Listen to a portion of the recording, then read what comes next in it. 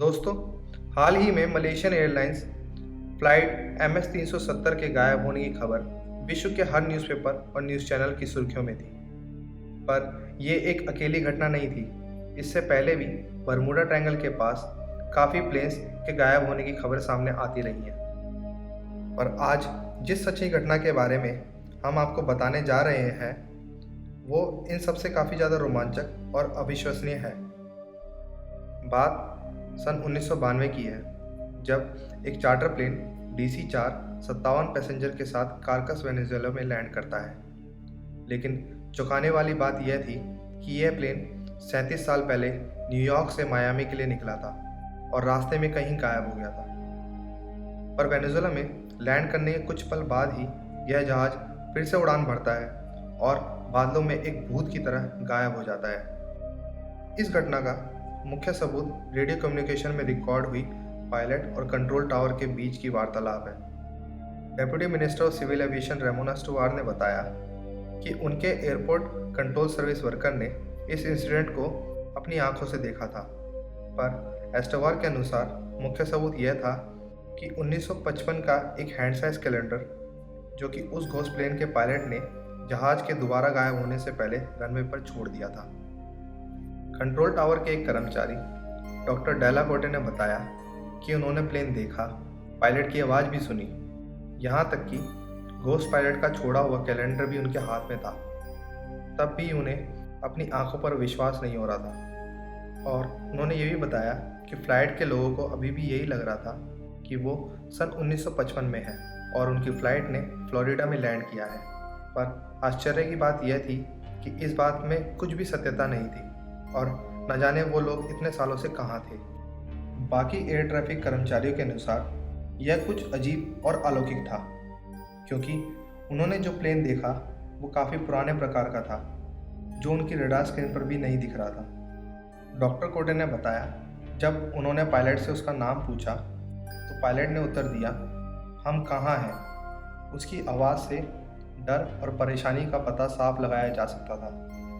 पर अंत में पायलट ने कहा कि यह एक चार्टर फ्लाइट 914 है, जिसमें 4 क्रू मेंबर और 57 पैसेंजर सवार हैं और यह फ़्लाइट न्यूयॉर्क से मायामी के लिए है।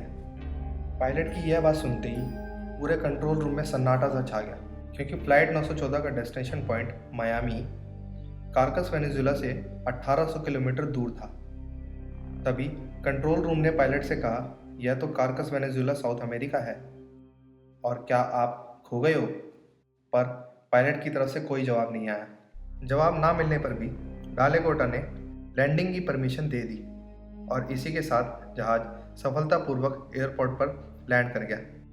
जैसे ही उन्हें लगा कि सिचुएशन इज़ अंडर कंट्रोल, तभी उन्होंने पायलट की आवाज़ सुनी, जो अपने को पायलट से कह रहा था, जीसस क्राइस्ट जिमी, यह क्या अजीब सी चीज़ है। उन्हें देखकर यह लग रहा था जैसे उन्होंने एयरपोर्ट पर खड़ा कोई जेट प्लेन नहीं, कोई स्पेसशिप देख लिया हो।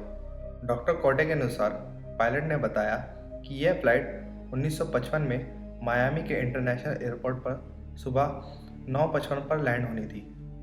तभी उन्होंने कैप्टन को बताया कि यह कारकस का इंटरनेशनल एयरपोर्ट है और आज 21 मई 1992 है।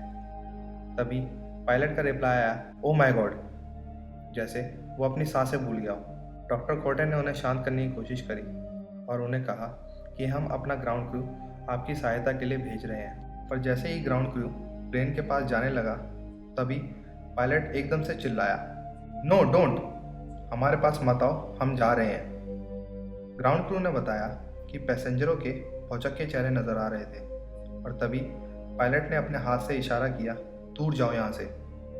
डॉक्टर कोटे के अनुसार पायलट अपने हाथ में फाइल को हिलाते हुए ग्राउंड क्रू को दूर जाने का इशारा कर रहा था। शायद यही वो पल था जब वो छोटा कैलेंडर रनवे पे गिर गया होगा, जो उन्हें बाद में मिला। फिर पायलट ने अपने प्लेन का इंजन स्टार्ट किया और प्लेन को उड़ा ले गया। बाद में कंट्रोल टावर के रेडियो में रिकॉर्ड हुई वार्तालाप और वो कैलेंडर गवर्नमेंट सीक्रेट सर्विस के द्वारा जब्त कर लिया गया। दोस्तों, इस रहस्यमय घटना के पीछे क्या कारण था, यह लोगों को अभी तक समझ में नहीं आया। लेकिन जानकारों का मानना है कि या तो ये प्लेन टाइम ट्रैवल करते हुए सन 1955 से 1992 में आ गया था, या फिर यह कोई एक अलौकिक घटना थी। अगर आपको यह कहानी पसंद आए तो इस वीडियो को लाइक, शेयर एंड सब्सक्राइब करना ना भूलें।